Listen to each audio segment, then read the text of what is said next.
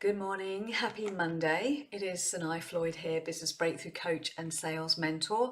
And in this video this morning, I want to talk to you about how you can overcome the fear of visibility, in particular showing up like this on camera, doing live streams. Now, I used to describe my visibility fear as being crippling. Like literally, it was a crippling fear of visibility. I don't know what it was. I was absolutely terrified. And I always say this, that it was my greatest sort of nemesis when I started my business, this desire to show up, this desire to go on camera and be really confident on live stream, and yet the fear really held me back. It was so frustrating. And in fact, I remember very vividly, it was about July time 2015.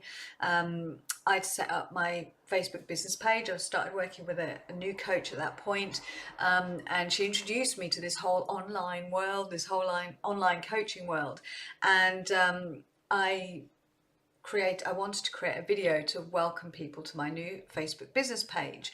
And that video, it was a 3-minute video, and I think it took me about 70 takes, if not more. And after about 3 hours of just constantly retaking and getting more and more frustrated, after 3 hours, I finally produced this 3-minute intro video, and I posted it to my business page. I was absolutely exhausted. My eyes were like pea holes in the snow from like staring at the screens non-stop and constantly like speaking and starting and stopping and starting and stopping. So when I posted that video, I kind of tidied up my desk, took myself upstairs, and then within about 2 hours, I came back down and I deleted the video. I was having the most overwhelming vulnerability hangover, even within that short space of time, and just deleted it. So that was like 3-4 hours of my life that I will never get back, and that just almost reinforced that fear I had, that it was just not possible for me.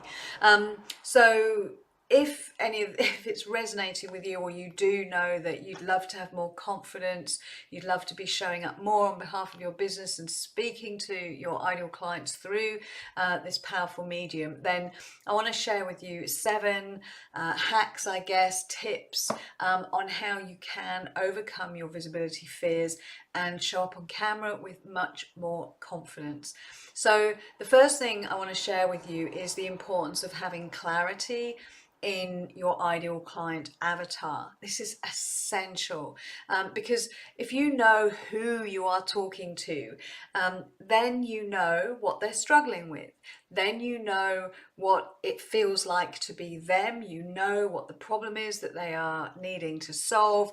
And that means you can show up and create content that will resonate with them. So having clarity in who it is you're speaking to will really help you to get that confidence. You know, clarity breeds confidence. So a lot of people feel stuck, not being able to show up because they actually don't know this. They don't know who it is they're really talking to. So the first thing is really just drill in and connect to your ideal client avatar.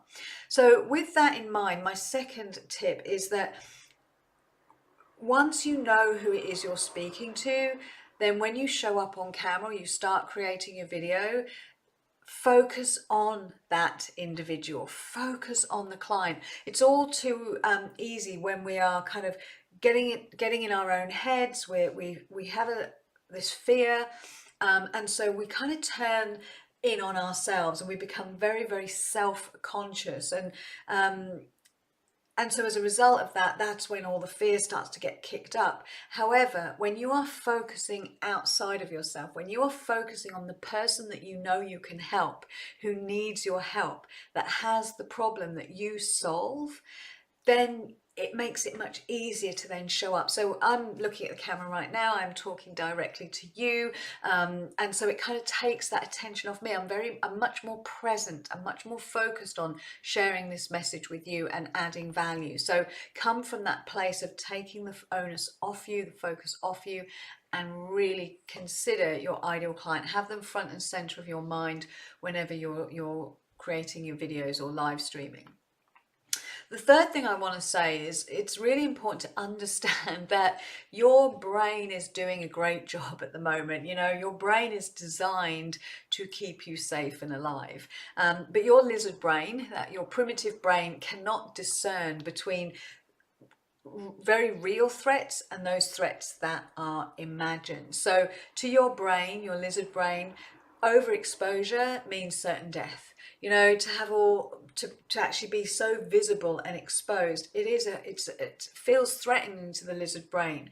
So and that's what's kind of kicking up all the fears, and then you're attaching those strong emotions of fear onto potential threats, such as, oh, I'll be judged, I'll be criticized, I'll be rejected. So this very, very powerful, simple hack is just simply to place your hand over your kind of your heart center, put some pressure there, because that's very, very comforting to your nervous system, and just using terms of endearment, reassure that terrified part of you that you are safe. You know, I often say, it's okay, sweetheart, I'm safe. You are safe. It's safe. Whatever words you want to use, but just reassure yourself over and over and over again. Allow that the repetition to cause that message to really seep into your psyche and into your consciousness. So hands really on your heart center and repeating over and over, it's safe. I'm safe. Okay, so it's like your inner child. You're reassuring your inner child. The fourth tip I have for you is to change your story. So no doubt in the context of being on camera, showing up on live streaming, you have all sorts of dialogues, all sorts of narratives going on that sound like, I can't do this, it's terrifying, I'll never be able to do this, what's wrong with me, why can't I just show up, I'm frightened I'll look stupid, what if someone criticizes me? And as you've got these kind of, as I call them, mentations, these negative affirmations, all that does is it acts like an embedded command in your brain. You know, it's you've got to change those stories, because the more you affirm that, the more it becomes your reality. Your brain's going, okay, check, got that, right, we're terrified, we're going to stay terrified, we can't do this, right, check. You weaken yourself. So the important thing is to switch up your mental dialogue. Even if it feels like a lie right now, it doesn't take long of persistent repetition to start to see those, like the cogs are turning, you start to go, oh my goodness, I actually feel a bit more empowered around this. So you can start affirming, I can do this, I choose to show up fearlessly, I am confident on camera. Just start switching those up to more positive and empowering commands to your brain.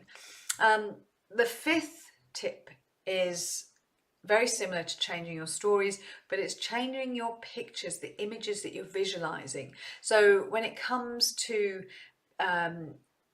showing up on camera, visualize yourself doing it and enjoying yourself. See yourself smiling, being really articulate, engaging with your audience, enjoying the experience. You know, your subconscious mind needs kind of like a blueprint upgrade in this context. It needs to be rewired and reprogrammed. So as you picture new images for yourself in relation to this, then you start to create new associations in your brain to what it means to actually show up. You start to create associations that, oh, it's actually fun, it's safe, it's enjoyable, I get something out of it. So that's a really powerful thing to do, to just visualize yourself like really opening up and standing in your power in front of the camera, and that will really, really support you to make that shift. The sixth tip I have for you is a bit of a kind of a self-coaching tool. It's a really powerful process. I call it, you know, do a Dickens on yourself. The Dickens approach, or the Dickens process, is a coaching tool that is named after the story of Scrooge in The Christmas Carol. So if you remember Scrooge, Ebenezer Scrooge, he is visited, he has all these beliefs that don't serve him or anyone around him, like, you know, he's very mean and gnarly old git, but he gets visited by these three ghosts, the ghosts of Christmas past, present and future. So And it was terrifying for him, so terrifying that something snapped in his brain. And when he woke up on Christmas morning, he was like a changed person because his neurology is just wired very, very quickly. So when you do a Dickens on yourself, you self-coach yourself. And you do this by looking at this issue, this fear that you have of showing up. Just look to how long you felt this way and what's it costing you so far? What has it cost you so far? So you might look at, well, it's costing me my confidence because every day or every week that I don't show up, I get more and more depleted and diminished in my confidence. It's costing me, no doubt, many opportunities, or it's cost me many opportunities. It's probably cost me financially because by now I'd be attracting more clients and I'm not. So look at the past, you look at what it's costing you right now. So again, very similar, it's costing you your self-esteem, your confidence, it's making you feel more and more disempowered. And then you fast forward, this is where it gets really powerful and quite painful. If you then fast forward yourself to 6 months' time, even 12 months' time, if nothing changes, if you don't overcome this fear, what will life look like? How will you look at yourself in the mirror? Where will your confidence levels be? Where will your self-esteem levels be? How will you feel in terms of not being able to overcome this and having to go back to a job because your business, you couldn't get your business to work?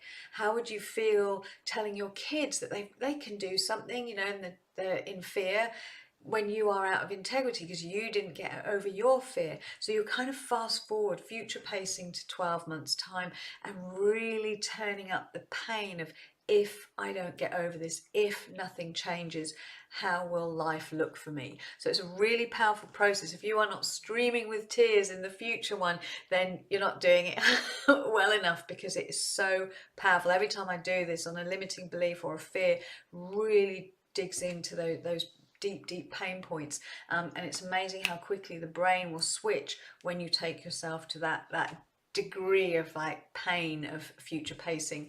But the good thing is, of course, once you're there, you can bring yourself back and go, wow, thank God that's not happened yet. Now I get to change, just like Scrooge on Christmas morning. Okay, now the seventh one, quite simply, is to practice. Practice. Maybe commit yourself to doing a daily video without having to post it, without that additional pressure, but just get into the habit of creating a video, putting it into a Google file, or just keeping it for yourself, but just every day creating a video, create that habit, build that muscle, and then in time you'll feel much more able to think to yourself, right, okay, I'm ready to post this. So it may take 7 days, every day, just create yourself a video, and then from the second week, day 8, then start creating them to post out, and that habit will be starting to form, that muscle will be forming, so you'll feel so much stronger, so much easier.